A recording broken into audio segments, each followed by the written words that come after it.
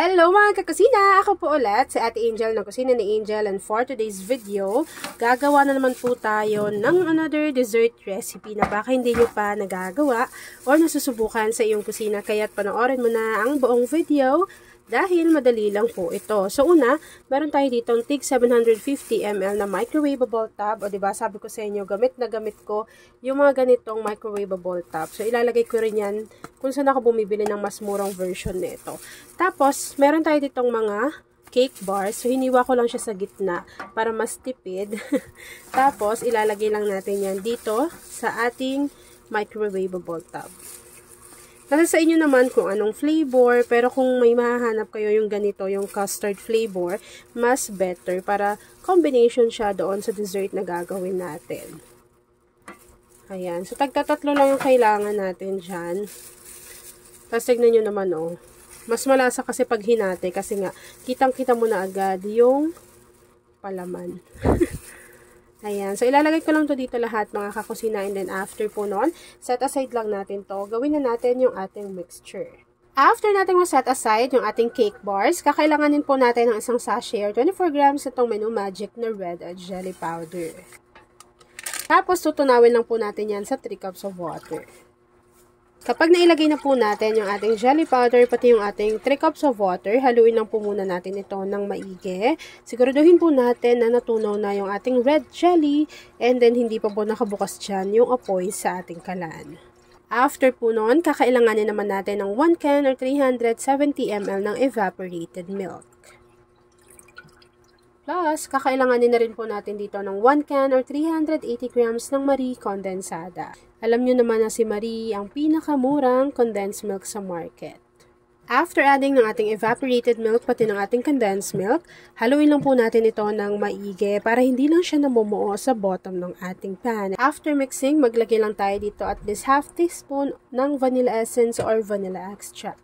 So, habang hinahalo ko yan mga kakusina at hinihintay po natin yan na kumulo, papakita ko lang sa inyo yung gagawin nating flavor. So, ito po ay soft dried strawberry. So, ganyan siya. Hiniwa ko siya ng maliliit, pero ganito po talaga yung itsura niya kapag bukas ninyo ng mismong balot. Ayan o, kitang-kita nyo na totoong strawberries po iyan. Tapos, hiniwa ko lang po siya ng ganyang kaliliit.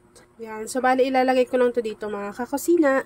And then, kung gusto nyong makabili niyan, ilalagay ko dyan sa ating basket kung saan ko po siya nabili.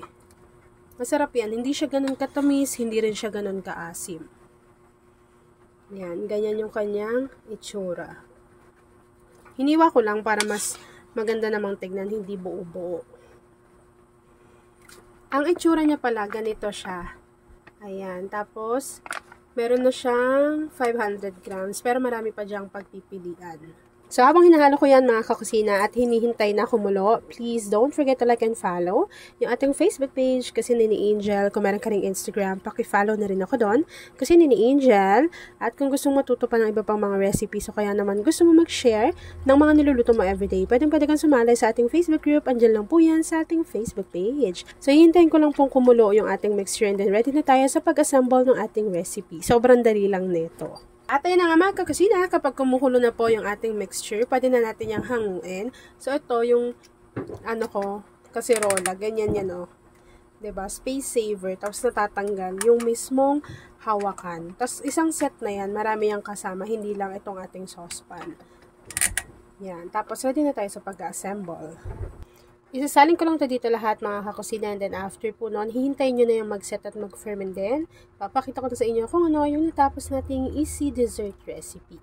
At ayan na nga mga kakusina, once na nag-set na or nag-firm na yung ating dessert recipe, pwede na po natin yang i-enjoy. At ayan na nga mga kakusina, tapos na po ang ating easy dessert recipe na strawberry cream cake. Kung nagustuhan mo yung ating video, please like and share this video. At kung hindi ka pa nakakapag-subscribe sa aking YouTube channel na Kusina ni Angel, let's click subscribe button. Click mo na yung notification bell. Click all para lagi kang updated sa bawat na-upload kong mga videos. Yan lang mga kakusina. Thanks for watching and enjoy this video.